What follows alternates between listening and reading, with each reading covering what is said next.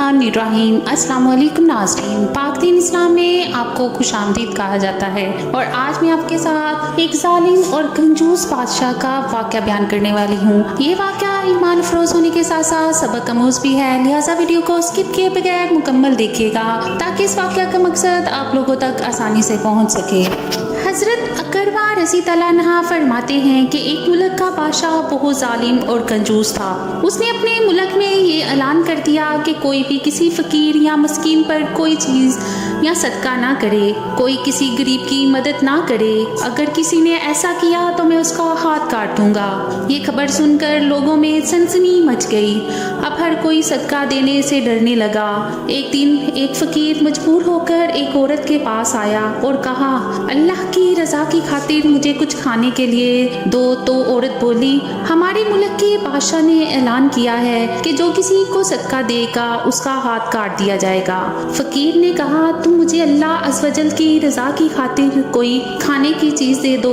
औरत को उस फ़कीर पर बहुत तरस आया और उसने बादशाह की नाराज़गी और सज़ा की परवाह किए बगैर अल्लाह की रज़ा के लिए उस फ़कीर को 2 रोटियां दे दी।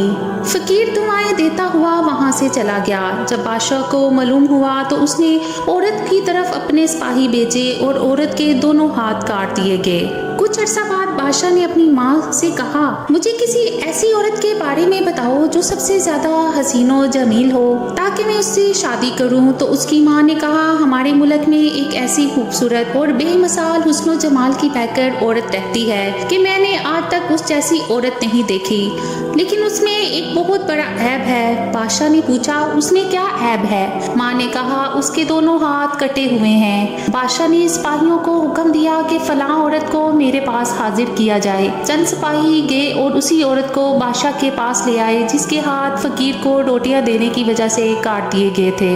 जब बादशाह ने उस औरत को देखा तो उसके हुस्न जमाल ने बादशाह को हैरत में डाल दिया। बादशाह ने उससे कहा, क्या तुम मुझसे शादी करना चाहती हो? औरत ने कहा, मुझे कोई एतराज़ नहीं, अगर तुम मुझसे शादी करना चाहते हो तो मुझे मंजूर है। चुनाचा दोनों की शादी हुई और वो हंसी खुशी जिंदगी गुजारने लगे। लेकिन बादशाह की दूसरी बीवियां हसद की आग में जलने लगी। उनके दिल में ये बात बैठ गई कि बादशाह अब हमें इतनी वक़्त नहीं देता जितनी इस गरीब और नदार नई दुल्हन को देता है। चुनाचा वो हर वक्त उसी फिक्र में रहती कि किसी तरह उस नई दुल्हन को बादशाह की नज़रों से गिरा दिया जाए, लेकिन वो अपने इस मज़मूम इरादे में कामयाब ना हो सकी। फिर अचानक बादशाह किसी महाज पर रवाना हो गया और वहाँ उसे काफ़ी दिन दुश्मनों से लड़ना पड़ा। बादशाह की बीवियों को ये बहुत अच्छा मौका मिल गया। उन्होंने बादशाह को खत लिखा कि तुम्हारे पीछे से तुम्हारी नई दुल्हन ने तुम्हारी इज्जत को दागदार कर दिया है और वो बदकारा हो गई है। उस बदकारी के नतीजा में उसके यहाँ बच्चा भी पैदा हुआ है। जब बादशाह को ये खत मिला तो वो आग बगोला हो गया। उसने फौरन अपने कासिद को ये पैगाम देकर अपनी वालदा के पास भेजा कि इस बदकार औरत को उसके बच्चे समेत मेरे मुल्क से निकाल दो। इसके गले में कपड़ा बांधकर बच्चा इसमें डाल दो और उन्हें किसी जंगल में छोड़ दो। उसकी माँ ने ऐसा ही किया और उसके गले में कपड़ा डालकर बच्चा उसमें डाल दिया। फिर उसे मुल्क से दूर एक जंगल में छोड़ दिया गया। अब वो बेचारी तन्हा जंगल में रह गई, लेकिन उसे अपने रब्बे अज़्ज़ व जल से किसी किस्म का कोई शिकवा ना था। वो उसकी रजा पर राजी थी। वो बेचारी इसी तरह जंगल में घूमती रही। प्यास की शिद्दत ने उसे परेशान कर रखा था।